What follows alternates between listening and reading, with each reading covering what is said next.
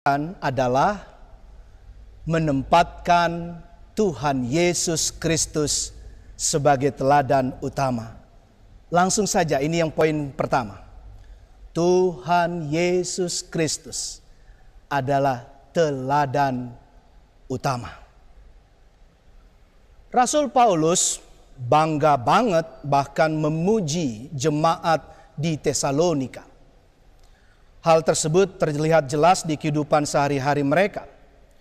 Jemaat ini berupaya tidak mementingkan egoisme pribadinya saja, bersedia selalu untuk berbagi, berbuat baik, siap mengasihi, melayani sesama manusia. Sehingga kalau boleh dikatakan layak menjadi teladan akan iman, kasih, dan pengharapan. Itu jelas di ayat 3, Bapak, Ibu, Saudara-saudara, dan keluarga-keluarga.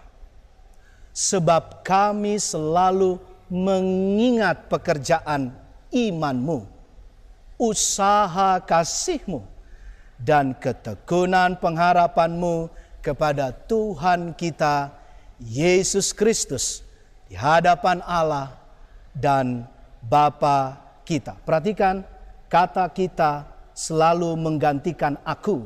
Kata kami selalu menggantikan aku di teks-konteks ini. Bahkan seperti saat kita sekarang ini.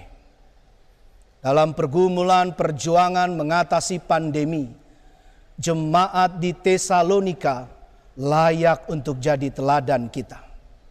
Sebab inilah jemaat yang terbuka, menerima Injil dengan penuh sukacita. Justru di tengah penindasan yang sangat berat pada saat itu. Dan kamu telah menjadi penurut kami dan penurut Tuhan, demikian Rasul Paulus bilang, dalam penindasan yang berat. Mereka mengalami dikejar-kejar, dibunuh bahkan dalam catatan sejarah biblika karena mengikut Tuhan Yesus Kristus. Saya lanjutkan. Kamu telah menerima firman itu dengan sukacita yang dikerjakan oleh Roh Kudus. Ayat yang ke-6 itu. Perhatikan ibu, bapak, dan saudara-saudari, keluarga-keluarga, bahwa sukacita dan nilai-nilai Injil yang luhur tidak dinikmati sendirian atau sendiri. Tetapi itu tumpah, itu memancar keluar dari hati pikiran, sehingga dikenal dan dinikmati banyak orang. Inilah jemaat misioner, kota yang di atas bukit itu, sehingga banyak orang mengenal dan memuliakan Tuhan karena mereka. Saya rindu Anda semua, jemaat, keluarga-keluarga, kita semua demikian. Akibatnya, kabar baik atau Injil terus bergema memancar ke seluruh wilayah Makedonia dan juga Akhaya. Ayat 8, perhatikan.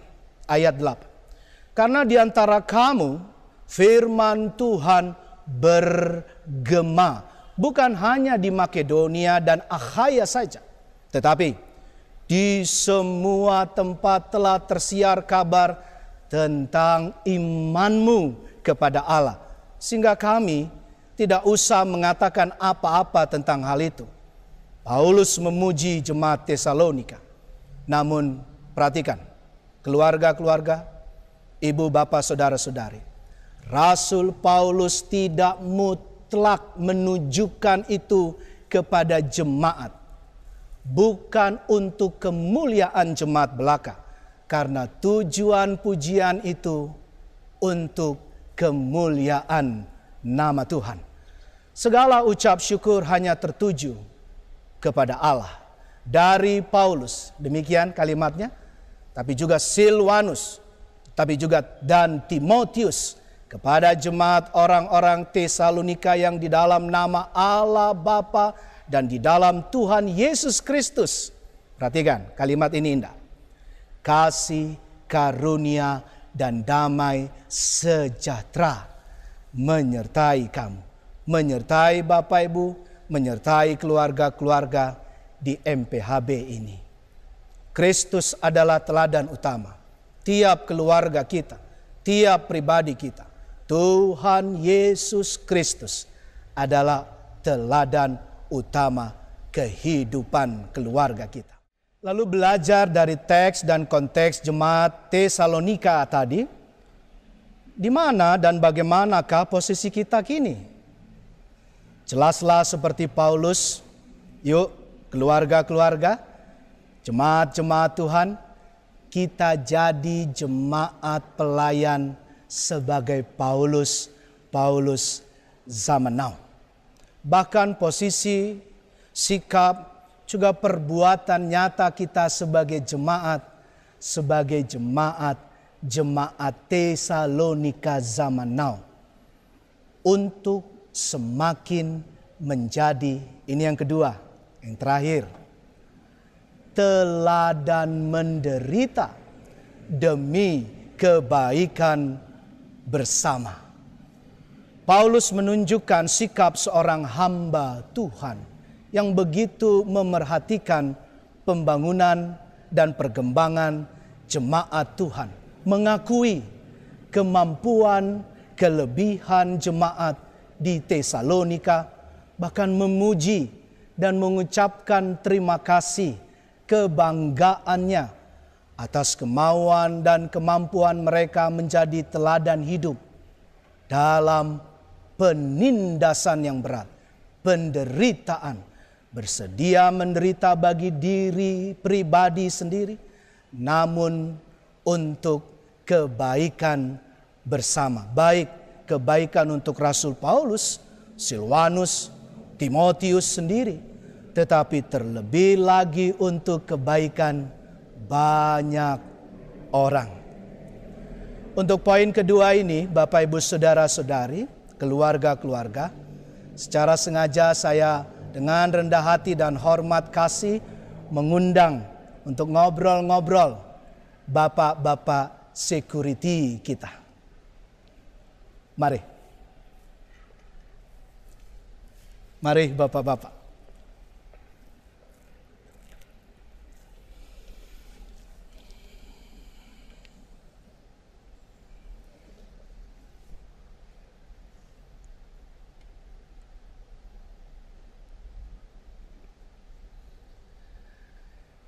Di MPHB ini kita bersyukur Bapak Ibu Saudara-saudara.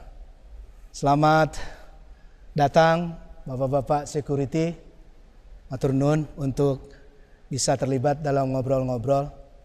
Kami ingin bertanya sebetulnya. Kira-kira kurang lebih 7 bulan pandemi ini, apa saja sih yang dilakukan di dalam tugas juga pelayanan kita di kompleks gedung gereja GKJ Nehemia. Mungkin siapa yang bisa memulai? Mas Danang mungkin. Pak Danang bisa mewakili. Kira-kira apa yang dilakukan, Pak? Ya, karena kita tugas dan tanggung jawab kita sebagai security, utamanya adalah menjaga keamanan lingkungan dan fasilitas gereja. Tapi selama pandemi ini kegiatan itu tidak ada, mungkin berkurang lah istilahnya. Ya kita bahu-membahu bersama teman-teman semua terjun di lapangan untuk ya kerja bakti, menjaga fasilitas gereja, perbaikan apa yang kita bisa perbaiki di luar dari pekerjaan yang tidak bisa dilakukan, apa yang dilakukan tukang terus kita bisa kita kerjakan. Di luar itu kita jaga kebersihan lingkungan sekitar gereja. Mungkin itu Pak selama pandemi ini. Kalau hal-hal khusus atau mungkin ke Pak Tukiman kali ya, boleh ya? Biar bagi-bagi ini Bapak Ibu dan keluarga-keluarga. Terima kasih. Pak Security, Bapak-bapak Security, Pak Tukiman mewakili. Kalau tadi Mas Danang bilang menguraikan apa yang dilakukan, ada hal-hal khusus enggak Pak? Selama jemaat, keluarga-keluarga umat jemaat kita tidak atau belum bisa beribadah dalam gedung gereja. Ini kan pagi, siang, sore, malam kan bapak-bapak ini yang berdinas menjaga. Ada hal-hal khusus dan atau kenapa mau melakukan ini semua, Pak? Tentu saya nggak mau jawabannya, ya ini kan karena dinas tugas memang, Pak. Mungkin ada hal-hal yang lebih mendasar. Kira-kira boleh, Pak Tukiman? Justru selama pandemi ini untuk menggugah kita bersama, untuk tergugah dalam hati kita masing-masing, inilah saatnya kita menghadapi hidup yang baru, perlakuan yang baru, dan apa yang harus kita lakukan ini supaya kita kebersamaan di antara khususnya security, kita menjaga kekompakan. Di lain kita menjaga keharmonisan di antara teman sepekerja dan pelayan kami, di antaranya kantor gereja, security khususnya, koster dan kebersihan, multimedia, dan IKA yang ada di dalam gedung gereja ini. Bagaimana dengan keluarga, Pak? Dikit saja. Keluarga bapak sekalian selama pandemi ini, puji Tuhan, keluarga kita dapat lindungan Tuhan Yang Maha Esa, selalu kasih sehat. Tapi kita sebetulnya rindu ibadah tatap muka dengan semua jemaat.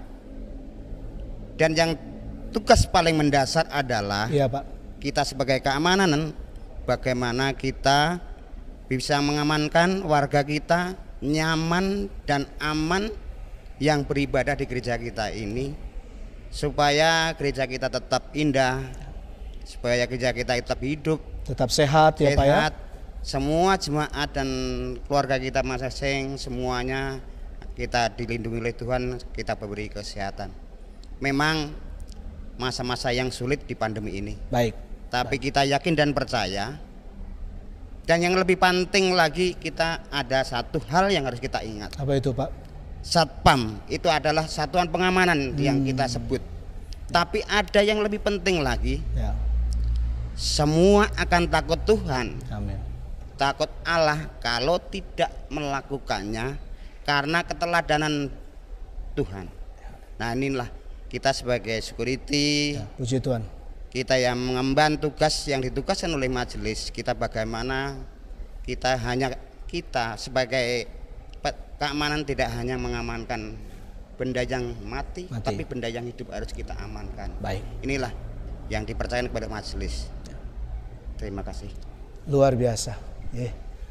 Bapak-bapak satpam, security, dari lubuk hati kami, pribadi-pribadi, keluarga-keluarga, jemaat yang belum bisa untuk kumpul, tapi bapak-bapak melakukan tugas pelayanan ini dengan luar biasa. Kami mengucapkan matur nuwun sangat. Tuhan memberkati keluarga-keluarga bapak-bapak juga. Tuhan memberkati tugas pekerjaan pelayanan kita bersama. Monggo kami persilahkan. Belajar dari keteladanan bapak-bapak security tadi, juga dari teks kita ini, mari lebih banyak mengucap terima kasih Bapak Ibu. Kepada Tuhan tentunya, tetapi juga kepada para teladan, orang-orang yang siap menderita bagi kebaikan pribadi kita, kebaikan keluarga kita, dan bahkan kebaikan bersama. Mari juga saling dan sama-sama meneladani untuk selalu siap menjadi teladan menderita untuk kebaikan bersama, bagi kedamaian bersama, dan khususnya Bapak Ibu Saudara dan keluarga-keluarga untuk keselamatan bersama. Mari kita mulai dari keluarga kita masing-masing. Mari kita mulai dari pribadi kita masing-masing.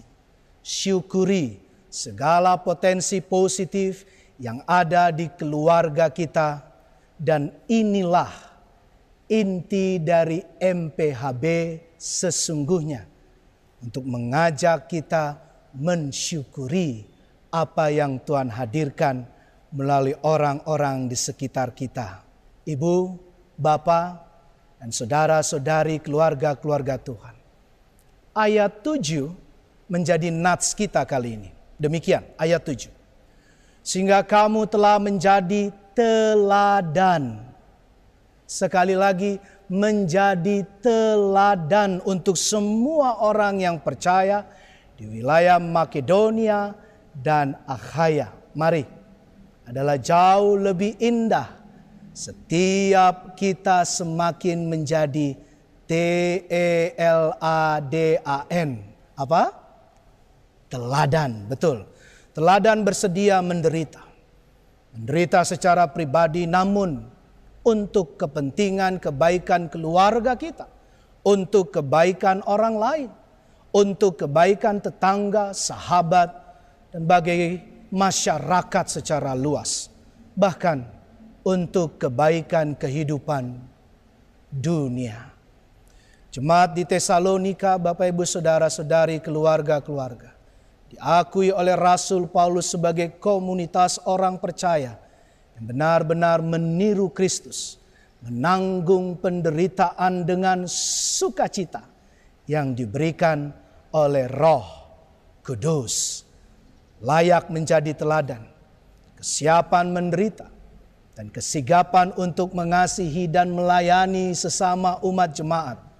Tetapi juga bagi orang-orang di Makedonia dan Akhaya. Maksudnya bagi banyak orang.